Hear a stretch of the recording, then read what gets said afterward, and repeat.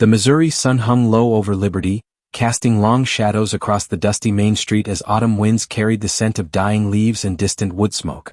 Jesse James sat alone at a corner table in Murphy's saloon, his weathered hands wrapped around a glass of whiskey that had grown warm in the September heat of 1874. The weight of his Colt .45 pressed familiar against his hip, a comfort he'd grown accustomed to over the years since the war ended. At 27, Jesse bore the marks of a life lived hard and fast. His piercing blue eyes held the wariness of a man who'd seen too much violence, while premature lines etched his face like a map of every raid, every narrow escape, every friend lost to bullets or nooses.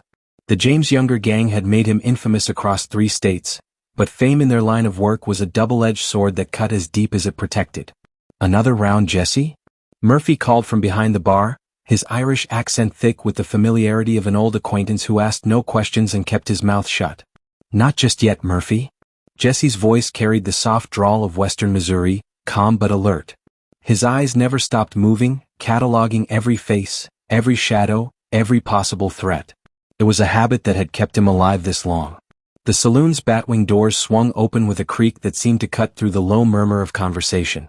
The man who entered moved with the fluid grace of someone accustomed to violence, but there was something different about him, something that made the hairs on the back of Jesse's neck stand up.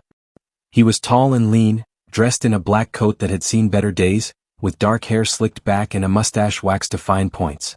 But it was his eyes that caught Jesse's attention, cold gray eyes that swept the room with professional assessment. And when the man spoke to Murphy, his accent was unmistakably foreign. "I am looking for information about a man named Jesse James," the stranger said, his English precise but tinged with what sounded like German. "I am told he frequents this establishment." The saloon fell silent as a grave. Murphy's face went pale, and several patrons suddenly found intense interest in the bottom of their glasses. In Liberty, Missouri, asking about Jesse James was like lighting a match in a powder keg. Jesse studied the stranger carefully. The man's gun belt was well-oiled leather, the holster positioned for a fast draw. His boots were expensive but practical, and there was a small scar above his left eyebrow that spoke of past violence. This wasn't some tenderfoot looking for stories, this was a professional. "Mr." Murphy said carefully, setting down the glass he'd been cleaning, "that's a dangerous question to be asking in these parts." The stranger smiled, but it didn't reach his eyes. "Danger is something I am well acquainted with. My name is Klaus Brenner, and I have traveled very far to meet this Jesse James." From his corner table, Jesse felt his chest tighten. Nobody traveled very far to meet him for pleasant conversation. He'd made too many enemies, stolen too much money, killed too many men who tried to collect the bounty on his head. This Klaus Brenner, whether he was a bounty hunter, a hired gun, or something else entirely, spelled trouble. Jesse finished his whiskey in one smooth motion and stood up slowly, his hand resting casually near his gun. "Well, Mr. Brenner," he said, his voice carrying clearly across the now silent saloon, "you don't have to look very far." Klaus turned with fluid precision, and Jesse saw the recognition flash in those gray eyes. For a moment that stretched like eternity, the two men faced each other across the smoky interior of Murphy's saloon. The tension was thick enough to cut with a knife. "Jesse James?" Klaus said, inclining his head slightly. "I had hoped to meet you under more civilized circumstances." "Civilized circumstances ain't exactly my specialty," Jesse replied, noting how Klaus's right hand had shifted almost imperceptibly closer to his gun. "You looking to collect the bounty on my head, or you got some other business with me?" Klaus's smile was predatory. "I represent certain interests back in Europe. Interests that have been affected by your activities." Jesse felt a cold knot form in his stomach. The James Younger gang had robbed trains, banks, and stagecoaches across Missouri, Kansas, and beyond. Some of those trains had carried more than just local money, they'd carried shipments bound for investors back east, and some of those investors had ties that stretched across the Atlantic. "I don't know what you think I done to your people," Jesse said, his hand now openly hovering near his Colt, "but I reckon this conversation's about to get unfriendly." The other patrons had quietly moved away from the line of fire, and Murphy had disappeared beneath his bar. Only Jesse and Klaus remained standing, two predators circling each other in the gathering dusk that filtered through the saloon's grimy windows. "Oh, Mr. James," Klaus said, his voice soft as silk and twice as dangerous, "I assure you, this was never going to be friendly." Thunder rumbled in the distance, promising a storm that would match the violence brewing in Murphy's saloon. Jesse felt the familiar calm that always settled over him before gunplay, that deadly stillness that had made him legendary. But something about Klaus Brenner was different. Something that told him this wouldn't be like any fight he'd faced before. As lightning flickered outside, illuminating their faces in stark relief, Jesse realized that his reputation had finally drawn exactly the kind of trouble he'd always known would come for him eventually. The only question now was whether his guns would be fast enough to see another sunrise. Before we continue, let us know in the comments which city you're watching from. We always love hearing where you're tuning in from. And if you enjoy powerful stories like this, don't forget to subscribe to the channel and leave a like. It really helps us keep going. Thank you so much. Now enjoy the story. The confrontation that had been building in Murphy's saloon was interrupted by the arrival of Frank James, Jesse's older brother, who pushed through the batwing doors just as the first fat raindrops began to fall outside. Frank's keen eyes immediately assessed the situation. His brother squared off against a dangerous stranger while the rest of the saloon held its collective breath. "Jesse," Frank said quietly, his hand resting on his own gun, "everything all right here?" Klaus Brenner shifted slightly, now facing both James brothers. If he was intimidated by the odds, he didn't show it. "Ah, the famous Frank James. Your reputation precedes you as well." "Mister," Frank said, his voice carrying the same Missouri drawl as his brother's but with an edge of steel, "I don't know who you are or what you want, but you're making folks nervous." Jesse kept his eyes locked on Klaus while addressing his brother. "Frank, meet Klaus Brenner. Says he represents some European interest that got a problem with our work." Frank's expression hardened. The James brothers had learned to trust each other's instincts, and if Jesse sensed danger from this stranger, that was good enough for Frank. "What kind of problem?" Klaus reached slowly into his coat, causing both brothers to tense, but he only withdrew a telegram. 3 months ago you robbed a Chicago, Rock Island and Pacific train near Council Bluffs. Among the cargo was a shipment of gold bound for investors in Berlin, investors who do not take kindly to theft. The memory came flooding back to Jesse. It had been a perfect job, quick, clean and profitable. They'd stopped the train, taken what they could carry, and disappeared into the Iowa countryside before the law even knew what had happened. But apparently they'd taken more than just American money. "We rob a lot of trains," Jesse said evenly. "Can't say I kept track of where every dollar was headed." $40,000 in gold, Klaus continued, his accent making the words sound even more ominous. $40,000 that belong to men who have very long memories and very long reach. Frank stepped closer to his brother. "So what's your play here, Brenner? You gonna try to arrest us? Try to collect that bounty?" Klaus laughed, a sound devoid of humor. "I am no lawman, Mr. James. I am what you might call a problem solver. And you, Jesse James, have become a very expensive problem." The rain was falling harder now, drumming against the roof and windows of the saloon. The sound seemed to emphasize the tension that crackled between the three men like electricity before a lightning strike. Jesse felt the weight of years pressing down on him. Every robbery, every escape, every bullet fired in anger or desperation had led to this moment. He'd always known that someday, someone would come for him who wouldn't be scared off by his reputation or deterred by the price on his head. He just hadn't expected it to be a foreign killer with cold gray eyes and a predator's smile. "Frank," Jesse said quietly, never taking his eyes off Klaus, "maybe you should head on home to Annie. This ain't your fight." "Like hell it ain't," Frank replied immediately. "We've rode together since we were boys and I ain't about to stop now." Klaus seemed amused by their loyalty. "How touching. Brotherhood in the face of death." "Death." Jesse's voice was soft, dangerous. "You're mighty confident for a man who ain't even drawn his gun yet." "I have studied you, Jesse James," Klaus said, beginning to circle slowly, like a wolf testing its prey. "I know about your service with Quantrill's raiders during the war. I know about your wounds, your methods, your reputation for speed and accuracy. But you see, I have advantages you do not." "Such as?" Klaus's smile widened. "I have nothing to lose. No family to worry about, no gang to protect, no reputation to maintain. I am already dead, Mr. James. I died in the Franco-Prussian War 5 years ago. Everything since then has been borrowed time." The words sent a chill down Jesse's spine that had nothing to do with the storm outside. There was something in Klaus's eyes, not just coldness but emptiness. This was a man who truly had nothing to lose, and that made him more dangerous than any bounty hunter or lawman Jesse had ever faced. "Besides," Klaus continued, "I am not here alone." As if summoned by his words, 2 more men entered the saloon. They moved with the same professional grace as Klaus, and their foreign accents were unmistakable when they spoke to him in rapid German. Jesse caught enough to understand that they were asking about the situation and receiving instructions. Frank's hand tightened on his gun. 3 against 2. I've faced worse odds. Have you faced men trained by the Prussian military? Klaus asked. Men who learned to kill in the siege of Metz and the battles around Paris? Men who have nothing left to live for except the completion of their mission. Jesse felt the familiar calm settling over him, the deadly focus that had kept him alive through years of violence. But beneath it was something else, a recognition that this might be the fight that finally ended his run.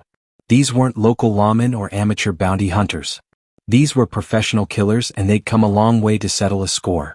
Well, Mr. Brenner, Jesse said, his voice steady despite the circumstances, I reckon you're about to find out why folks from Missouri to Kansas tell stories about the James boys around their campfires. The storm outside had intensified, and lightning illuminated the saloon in stark, dramatic flashes. The other patrons had long since fled, leaving only the 5 men facing each other in the gathering darkness.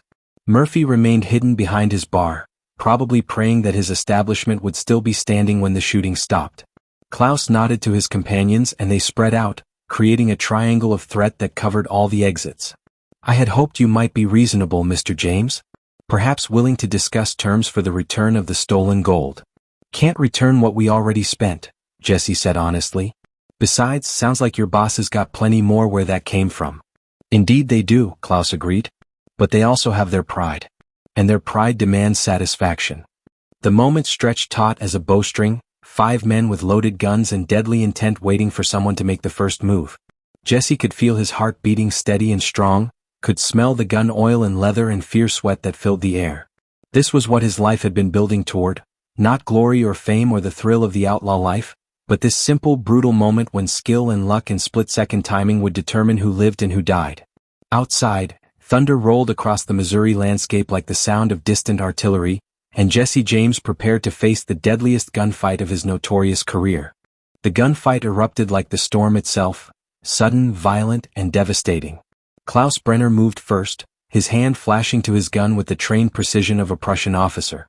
But Jesse James hadn't survived this long by hesitation. His Colt .45 cleared leather in a motion so smooth it seemed like magic, the barrel coming up as Klaus's gun was still rising. The reports of their weapons came so close together they sounded like a single thunderclap. Klaus staggered backward, his shot going wide and splintering the bar behind Jesse. Jesse's bullet had found its mark, catching the German gunman in the shoulder and spinning him around. But Klaus was far from finished. He switched his gun to his left hand with practiced ease and fired again. Meanwhile, Frank James had drawn on the 2 other foreigners, his own gun barking flame as he dove behind an overturned table. Wood exploded around him as return fire chewed up his cover, but his first shot had taken one of the Europeans in the chest, dropping him to the saloon floor. Jesse rolled behind the bar as Klaus's second shot shattered bottles above his head, raining glass and whiskey down on him. The acrid smell of gunpowder filled the air, mixing with the metallic scent of blood and the sharp bite of spilled alcohol. Frank? Jesse called out, you hit? Still breathing, came the reply, followed by another exchange of gunfire. Jesse popped up from behind the bar and saw Klaus advancing on him, blood streaming down his right arm but his left hand steady as a rock. The German's gray eyes were filled with a cold fury that spoke of professional pride wounded as deeply as his body. You are good, Jesse James, Klaus called out over the storm and gunfire, but not good enough. He fired twice in rapid succession, forcing Jesse to duck as bullets whined overhead. But Jesse had noticed something. Klaus favored his left side now, unconsciously protecting his wounded right shoulder. It was a small weakness, but in a gunfight, small weaknesses were the difference between life and death. Jesse feinted right, then broke left, his gun coming up as Klaus adjusted to follow the movement. The German was fast, but he was also hurt and fighting with his offhand. Jesse's shot took him in the leg and Klaus went down hard behind the piano. Frank, meanwhile, had finished his deadly dance with the second gunman. The European's body lay crumpled near the door, and Frank was reloading his weapon with the calm efficiency of a man who'd done this too many times to count. Klaus. Jesse called out. Your boys are dead. You're wounded and outnumbered. Time to talk sense. Laughter echoed from behind the piano, harsh, bitter laughter that spoke of a man who'd already accepted his fate. There is no sense in this, Mr. James. Only the completion of duty. Klaus appeared suddenly, launching himself from behind the piano with his gun blazing.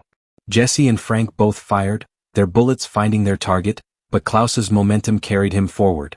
He crashed into Jesse, and both men went down in a tangle of arms and weapons. Jesse felt Klaus's gun pressed against his ribs, saw the German's finger tightening on the trigger. Time seemed to slow as Jesse drove his own weapon up under Klaus's chin, their eyes meeting for one final moment. "See you in hell, outlaw," Klaus whispered. "Not today," Jesse replied and pulled the trigger. The gunshot was muffled by Klaus's body but final. The German killer went limp, his weapon falling from nerveless fingers to clatter on the saloon floor. Jesse pushed the body away and struggled to his feet, checking himself for wounds. Miraculously, he seemed to be unhurt except for a few cuts from flying glass. Frank appeared at his side, his face grim but relieved. "You all right, little brother?" "Yeah," Jesse said, though his hands were shaking slightly as the adrenaline began to fade. "You?" Frank nodded, then looked around at the carnage they'd left behind. 3 dead men, Murphy's saloon shot to pieces, and the storm still raging outside. "Reckon we better get moving before the law shows up."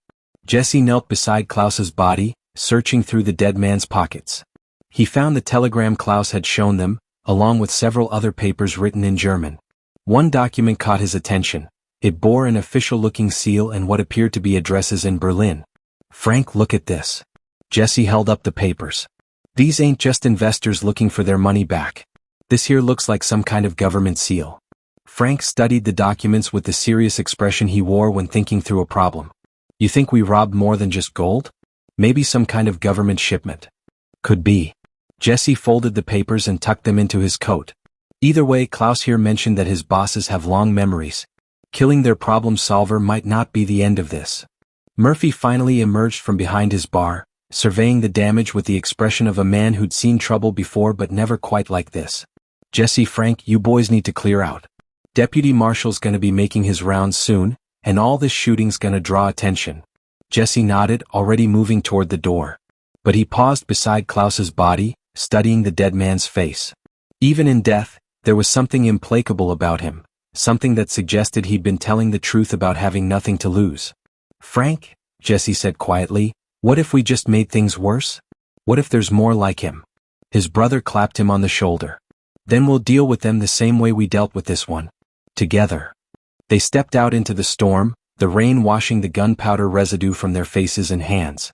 Lightning illuminated the muddy street, and thunder rolled overhead like the sound of distant battles. Jesse pulled his hat down against the weather and tried to shake the feeling that this was only the beginning. As they mounted their horses and rode out of Liberty, Jesse couldn't help but think about Klaus's words.